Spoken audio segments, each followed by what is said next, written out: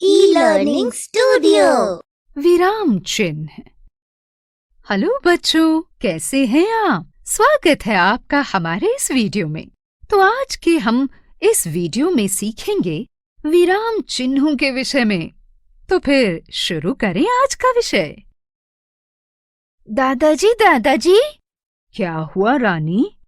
दादाजी, विराम चिन्ह के बारे में जरा मुझे अच्छी तरह से समझा दीजिए। कल मेरी अध्यापिका इसका कक्षा में टेस्ट लेंगी। हम दोनों बहुत देर से बातें कर रहे हैं। अब हमें थोड़ा सा विराम लेना चाहिए। हाँ, विराम? हाँ, विराम मतलब रुकना या ठहरना। विराम मतलब रुकना या ठहरना। तो बच्चों, सुना आपने? अभी दादाजी ने रानी को विराम का क्या मतलब बताया। बच्चों, किसी भी काम को करते करते हम सब बीच बीच में थोड़ी देर के लिए रुकते हैं और फिर से काम में लग जाते हैं।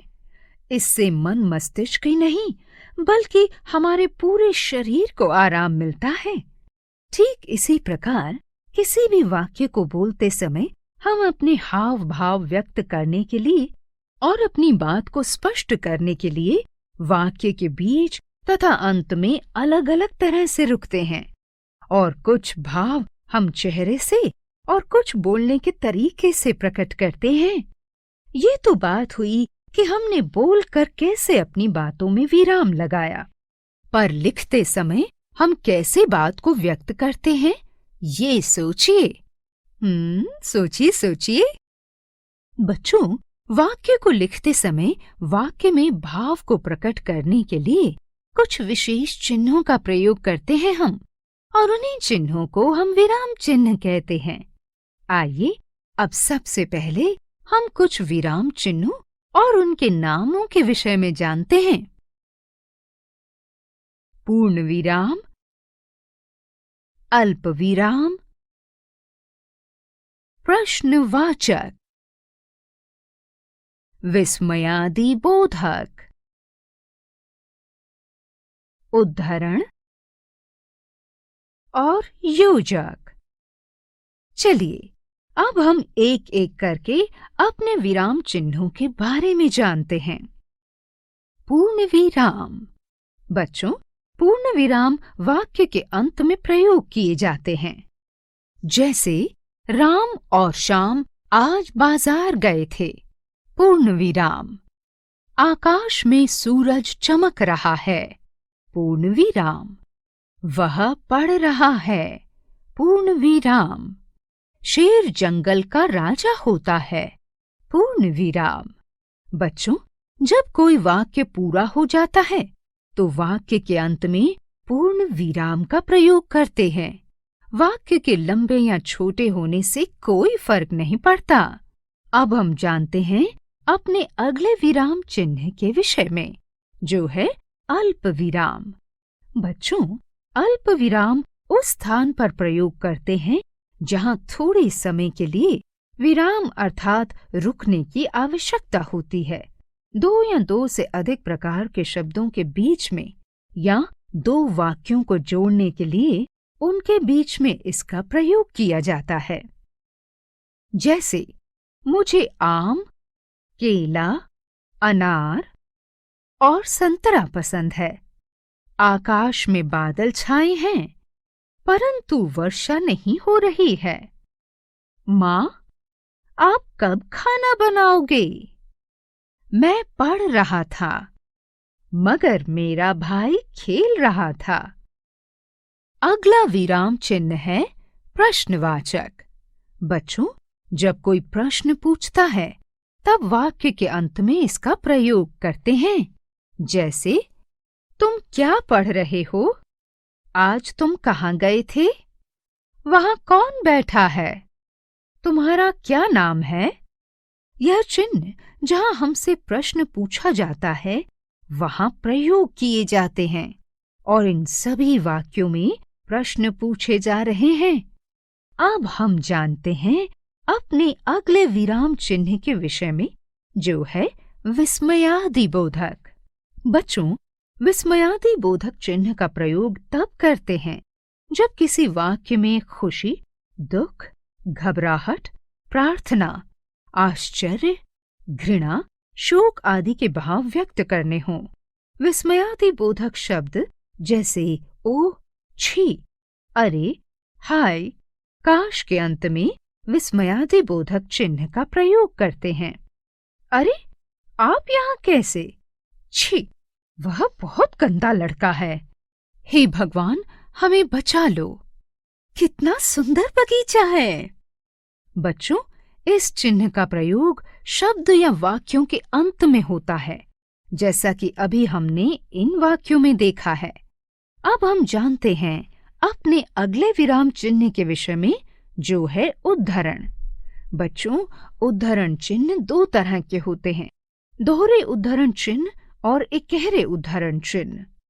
बच्चों, दोहरे उद्धरण चिन्ह का प्रयोग किसी के द्वारा कहे जाने वाले कथनों को ज्यों का त्यों लिखने के लिए किया जाता है, और इकहरे उद्धरण चिन्हों का प्रयोग नाम, उपनाम और किसी पुस्तक के नाम पर विशेष बल देने के लिए किया जाता है। जैसे बाल गंगाधर तिलक ने कहा, स्वराज मेरा जन्मसिद्ध अधिकार है। नेताजी सुभाष चंद्र बोस ने कहा, तुम मुझे खून दो, मैं तुम्हें आजादी दूंगा। बच्चों, यहाँ ये दोनों उदाहरण दोहरे उद्धरण चिन्ह के हैं।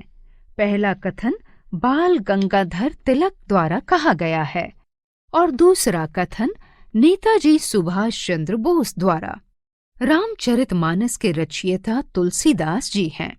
हिंदुओं का प्रमुख काव्य ग्रंथ महाभारत है। यहाँ पर ये दोनों ही वाक्य इकहरे उद्धरण चिन्ह के उदाहरण हैं।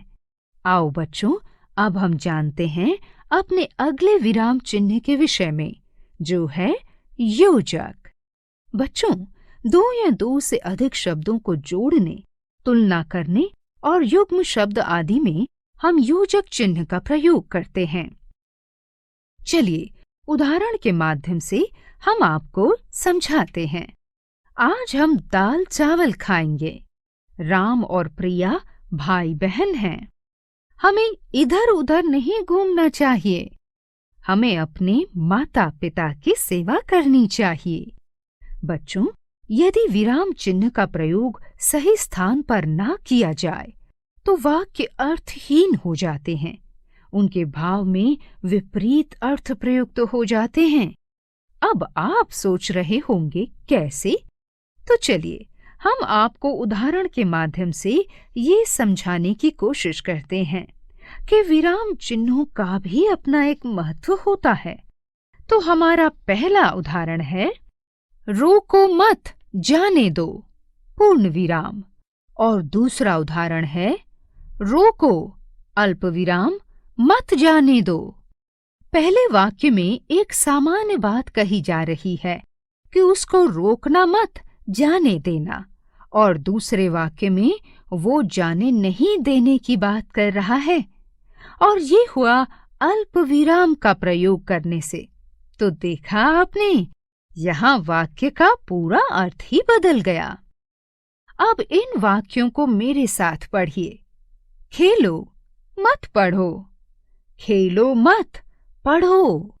इन दोनों वाक्यों में पढ़ने से आपको पता चल रहा होगा कि कैसे विराम चिन्ह का प्रयोग करके यहाँ इनके अर्थ ही बदल गए हैं।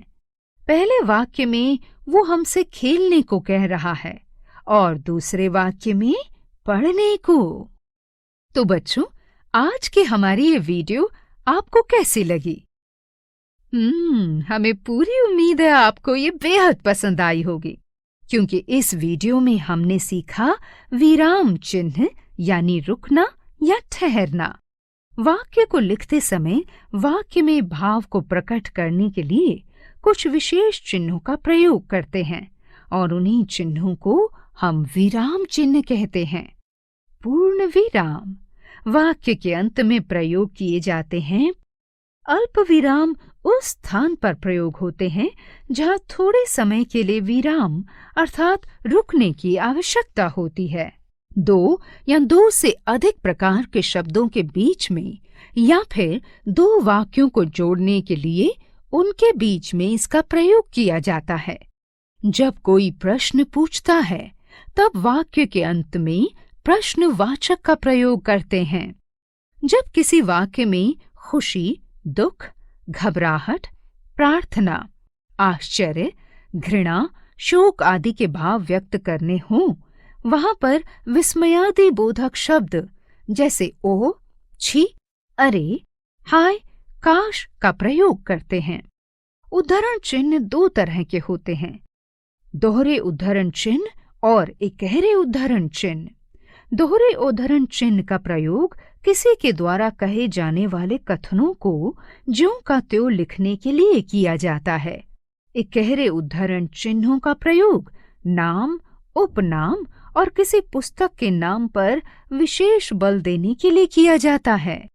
दो या दो से अधिक शब्दों को जोड़ने, तुलना करने और युग्म शब्द आदि में हम योजक चिन्ह का प्रयोग करते हैं।